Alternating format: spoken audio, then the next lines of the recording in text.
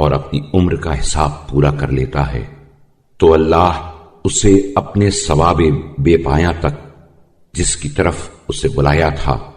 یا خوفناک عذاب کی جانب جسے بیان کر دیا تھا قبض روح کے بعد پہنچا دیتا ہے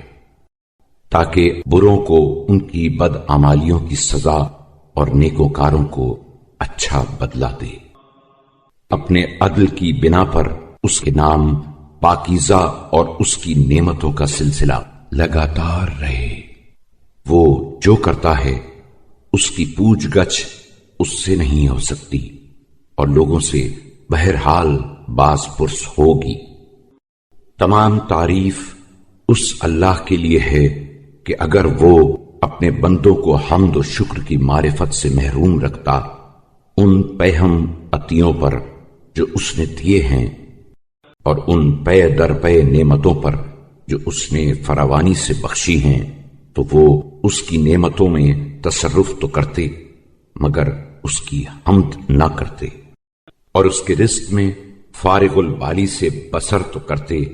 مگر اس کا شکر بجا نہ لاتے، اور ایسے ہوتے تو انسانیت کی حدوں سے نکل کر چوپایوں کی حد میں آ جاتے اور اس توصیف کے مصداق ہوتے جو اس نے اپنی محکم کتاب میں کی ہے کہ وہ تو بس چوپایوں کے مانند ہیں بلکہ ان سے بھی زیادہ راہ راست سے